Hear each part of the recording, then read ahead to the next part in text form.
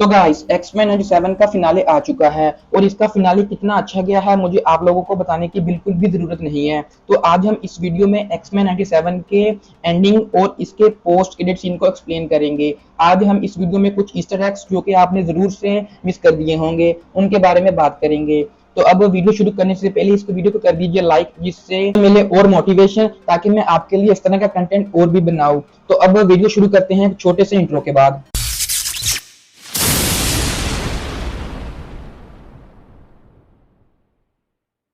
तो पहले हम बात करते हैं कुछ कैमियोज के बारे में जो कि आपने जरूर से मिस कर दिए होंगे। तो सबसे पहले आपने इस सीन में कैप्टन अमेरिका और आयरन मैन को देखा है। जी हाँ, आप लोगों ने बिल्कुल सही सुना, इस सीन में हमने आयरन मैन को ही देखा है जो कि एक्समैन 97 में अपीयर हुआ है। इसके बाद एक नेक्स्ट सीन में हम डेयरडेविल को देख सकते हैं जो कि हेल्स किचन में जब सेंटिनल्स उस हेल्स किचन पर हमला कर देते हैं तो लोगों को डेयरडेविल बचा रहा है। और इसके अलावा जब वकांडा में सेंटिनल्स हमला करते हैं तो आपने इस सीन में ब्लैक पैंथर को ही देखा है। तो इसको तो आपने नोट कर ही लिया होगा क्योंकि इसका काफी बड़ा रोल है। और इसके बाद हमने सिर्फ कुछ 2 से 3 सेकंड्स में हमने डॉक्टर स्ट्रेंज को देखा है। जी हाँ, आप लोगों ने बिल्कुल सही सुना, हमने इस शो में डॉक्टर स्ट्रेंज को ही देखा है। तो ये डॉक्टर स्ट्रेंज ही है जो कि किसी पेशेंट का इलाज कर रहे हैं। इसके बाद जब इस सीन में आपने मिस्टर फैंटास्टिक को देखा तो इस सीन में मिस्टर फैंटास्टिक खुद अपीयर नहीं हुए हैं। तो दरअसल मॉर्फ खुद को मिस्टर फैंटास्टिक में चेंज कर लेता है क्योंकि मॉर्फ एक शेप शिफ्टर कैरेक्टर है। इसके बाद इन दो कैरेक्टर्स को आपने बिल्कुल मिस कर दिया,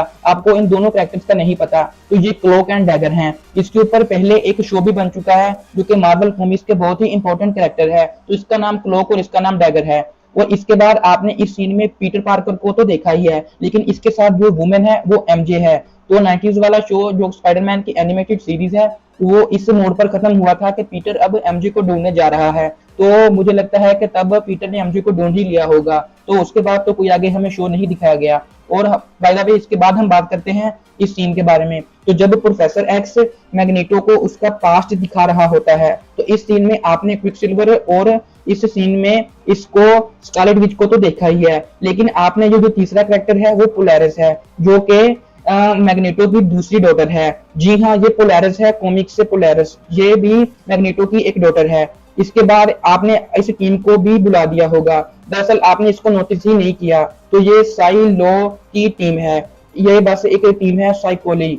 ये मार्वल कॉमिक्स की एक टीम है, बिल्कुल एक्समैन और इनह्यूमंस की तरह। दरअसल ये टीम कुछ ज्यादा खास नहीं है, लेकिन फिर भी इस शो में अपीयर हुई है तो बताना मेरा फर्ज था। तो अब हम बात करते हैं इस मूवी के विलन्स के बारे में। तो सबसे पहले हम बात करते हैं इसके फर्स्ट विलन के बारे में जो कि है मिस्टर सिनिस्टर। तो मिस्टर सिनिस्टर की शुरुआत जब एक्समैन 97 शुरू हुआ था तो उसमें तो बहुत ही जोरों शोरों से दिखाई गई थी कि मिस्टर सिनिस्टर बहुत ही इवल कैरेक्टर है, लेकिन इसका एंड आते आते इस कैरेक्टर को थोड़ा सा उन्होंने स्लो दिखाया क्योंकि इसका सेकंड विलन कोई और था।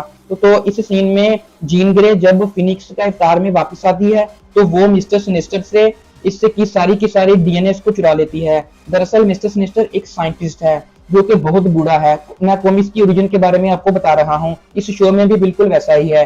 तो मिस्टर सिनिस्टर जो है वो काफी बूढ़ा एक साइंटिस्ट है। तो वो खुद को जवान करने के लिए या सर्वाइव करने के लिए लोगों के डीएनए को चुरा लेता है। तो इसने केबल का डीएनए भी चुराया था। जी हाँ, केबल का असल नाम नेथन है और इसने उसमें वायरस ही भी इसी ने पुट किया था और बाद में उसका डीएनए भी चुराया था खुद को यंग करने के लिए। तो इस सीन में जीन ग्रे उससे सारे के सारे डीएनए को निकाल लेती है और अब मिस्टर सिनिस्टर फिर से बूढ़ा हो चुका है। तो मेरे ख्याल में तो उसका ये जो बस एंड ही है। हो सकता है कि सीजन 2 में हमें इसका थोड़ा बहुत cameo as a side villain के तौर पर दिखाया जाए, लेकिन मिस्टर सिनिस्टर का अब एंड हो चुका है। तो अब हम बात करते हैं दरअसल इसके असल विलन के बारे में जो कि है बेस्टियन। तो हमें शो में पहले तो वो नहीं दिखाया गया, तो हमें बिल्कुल एंड में ही दिखाया गया है, यानी कि एंड वाले 3 एपिसोड में ही उसको इंट्रोड्यूस करवाया गया और बताया गया दरअसल विलन ये है।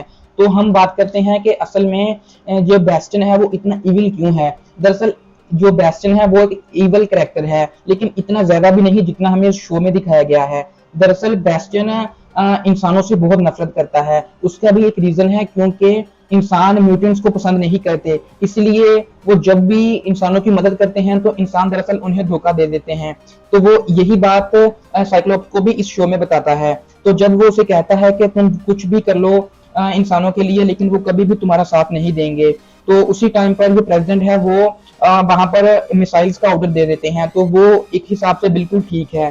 दरअसल हमें इस शो में बेस्टिन को एक ब्रोकन सा कैरेक्टर दिखाया है, क्योंकि वो एक म्यूटेंट है और वो जब भी इंसानों की मदद करते हैं तो इंसान उन्हें धोखा दे देते हैं। दरअसल एंड में जो बेस्टिन है वो बिल्कुल सही प्रूव होता है। तो इस सीन में हमें बेस्टिन का भी बिल्कुल एंड होते हुए दिखाई दिया है। दरअसल जब वो मिसाइल यानी एस्ट्रॉइड फटता है तो उसमें बेस्टिन भी खत्म हो गया, तब हमें बेस्टिन का आगे कुछ भी नहीं दिखाया जाएगा सीजन 2 में।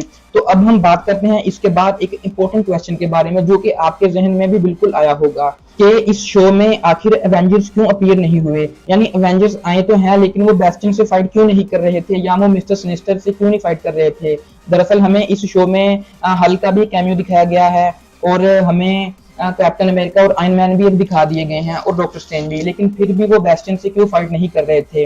दरअसल इस सीन में जब ब्लैक पैंथर व्हाइट हाउस में कॉल करता है और उसे बताता है प्रेसिडेंट को कि हमें कुछ करना चाहिए, लेकिन वो उसे मना करता है। वो कहता है कि अगर हमने म्यूटेंट्स के मामले में दखल दिया तो ज्यादा मामला बढ़ सकता है। इसी वजह से वो यानी कि प्रेसिडेंट एवेंजर्स को ऑर्डर नहीं देता कि तुम लोग भी इस फाइट में जाओ। तो यही रीजन है कि हमें एवेंजर्स इस फाइट में अपीयर होते हुए नहीं दिखाई दिए, यानी वो बस अपना बचाव ही कर रहे थे और म्यूटेंट्स के मसले में नहीं पड़ रहे थे।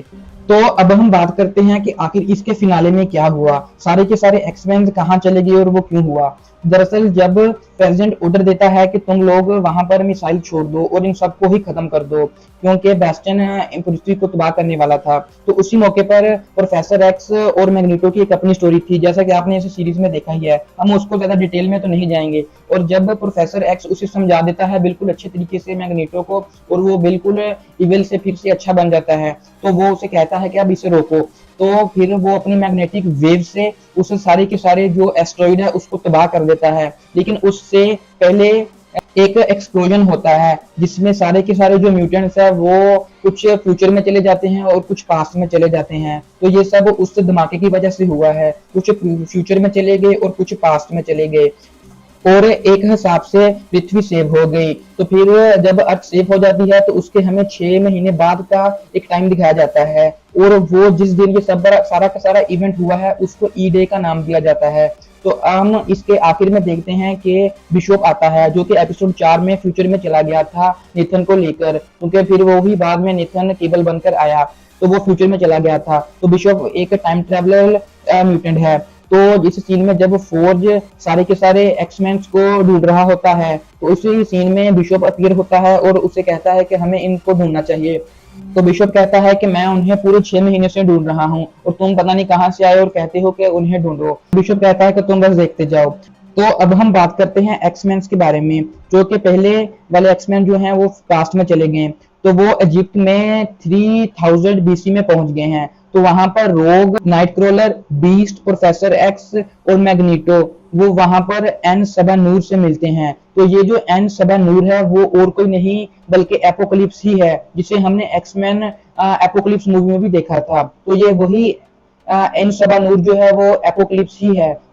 तो अब हम बात करते हैं जो एक्समैन फ्यूचर में चले गए हैं। तो ये यहाँ पर हमें सीन में द फ्यूचर दिखाया जाता है, जो कि 390 एडी है। तो अब यहाँ पर साइक्लोप्स और जीन चले गए हैं, जो कि वहां जाकर नेथन से मिलते हैं। तो ये नेथन ही केबल है, यानी वो केबल से ही मिलते हैं। तो हमें सीजन 2 में यही दिखाया जाएगा कि बिशप और फोर्ज एक्समैन को ढूंढते हुए दिखाई देंगे।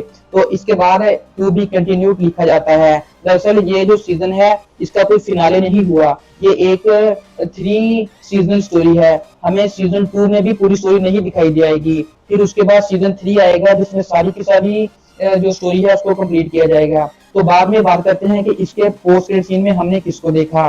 तो जब इसका पोस्ट क्रेडिट सीन दिखाया जाता है तो वहां लिखा होता है प्रेजेंट डे जिनोशा, यानी वही जिनोशा जो जहां पर सेंटिनल्स ने हमला करके सारे के सारे म्यूटेंट्स को मार दिया और उनमें गैम्बिट भी था।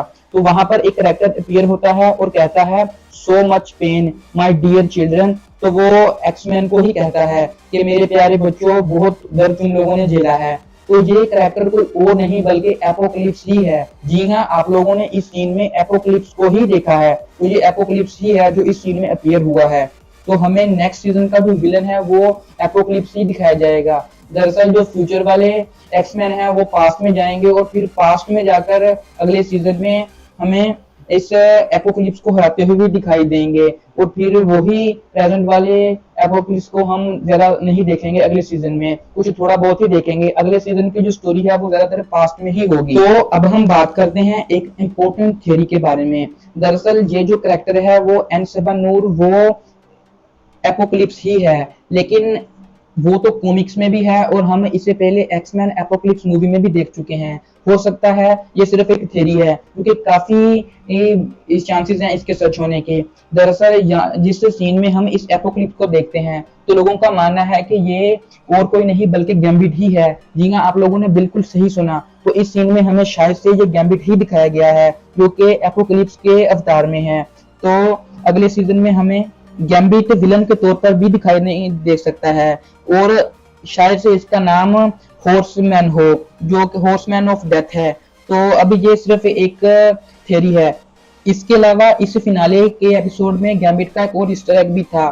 तो रोग इस सीन में बेस्टन को बोलती है रिमेम्बर इट। तो ये किसी और का नहीं बल्कि गैम्बिट का ही एक डायलॉग है, जो कि रोग इस सीन में बेस्टन को बोलती है। तो हो सकता है कि इस थ्योरी के सच होने के चांसेस बहुत ज्यादा हों। तो अब आपकी राय क्या है इसको लेकर, मुझे कमेंट्स में जरूर बताएं। और जाने से पहले मेरी छोटी सी रिक्वेस्ट है, प्लीज चैनल को सब्सक्राइब और बेल आइकन के ऑल पर क्लिक कर दें, ताकि आप आने वाली सारी की सारी वीडियो सबसे पहले देख सकें। Thank you. अब जाओ।